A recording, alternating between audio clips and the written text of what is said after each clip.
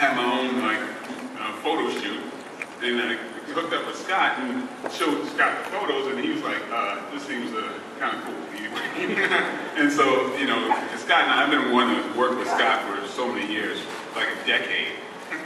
And when he gets inspired for something, I'm going to definitely listen. I think, you know, so I think we work well together, and that really inspired me to, you know, well, inspired us to get it done. How? Because the movie, there's a whole element of the movie that's sort of that you're seeing. There's a layer of comedy that's the making of Black Dynamite that you're watching as well. Yeah. Like all the sort of screw-ups. Does that port over to the cartoon version, or is the cartoon version kind of have a separate vibe? Definitely a separate one. I mean, that's cartoon. Yeah, I mean, well, definitely the movie. It's about these guys trying to make a movie called Black Dynamite in the '70s. So it's like Mike is actually playing this guy who is the running back for the Indianapolis Colts called Ferrante Jones, who is playing Black Dynamite. So that was our whole thing. It was like this sort of weird meta movie that we were kind of making. Like the movie that we're making, that then is they're making Black Dynamite is a whole nother movie. Right. You know, with the cartoon world, you can't really. It's weird to like engineer like mistakes. Yeah. You have to go get those mistakes like drawn up in Korea. All the stuff in Black Dynamite. Well, that's where they get drawn, guys. Come on. Everyone knows that. It's not weird. All the mistakes in the cartoon are actually all real mistakes. Oh, really? On the United States? Yeah. He knows the mistakes. Oh, they make mistakes. You'd said that some of the stuff that happens in the movie that were screw-ups, you actually just left in the movie. Oh yeah. I mean, a couple of mistakes, obviously, like when the boom mic hits Black Dynamite to him, we planned that one. But when there was a scene in the donut shootout where the car is pulling up and the guy Pete, who's driving the car, just forgets to put on the brake. And so the car keeps moving, and he's like about to fall out of the car, and then he puts on the brake and then starts shooting. We're like, well, it would fit in, so.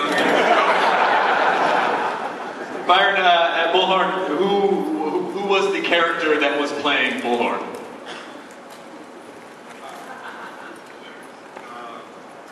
I forgot his name at this point.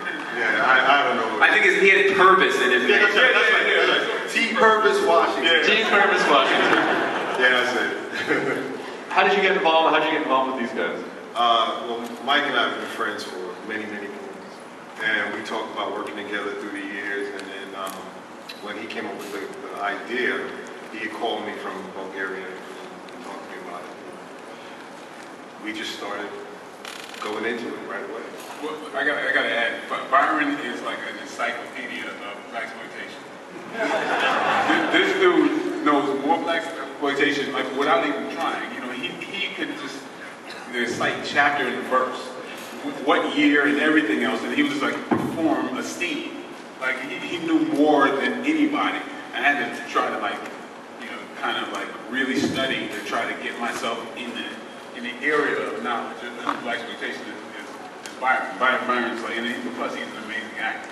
Well, there's no question when you watch the movie that you guys that it is a loving tribute to blaxploitation films, and it's not. You guys aren't taking a shot at it. What in your opinion, what's the best blaxploitation film? Oh man. You can say it on Shaft, The Mac. Black Dynamite. Black Dynamite. What about the Dynamite films? You say you guys? Oh yeah. That was a different kind of good. Yeah.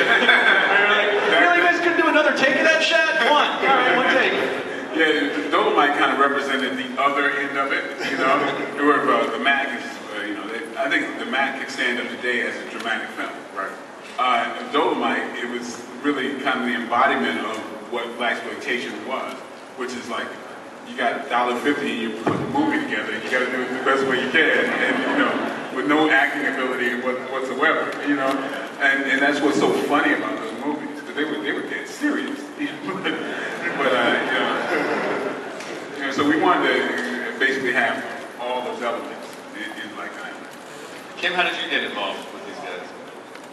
Well, let's see. Michael, it was interesting. We were, Michael, we've been friends, and of course, I guess I could say he's my cousin. But listen, I'm a great actress, first of all. And I remember Michael, he had, was it an iPhone? He had something. We had a girlfriend's birthday party. And he said, look, Kim, look at this movie I'm going to do. And you know how your friends, you're like, that's not going to work. You know, really, and he was like, and this and that. He had all the clips. And maybe a year later, he called me, was like, hey, I got the money. You're going to be Honeybee, remember? Come on.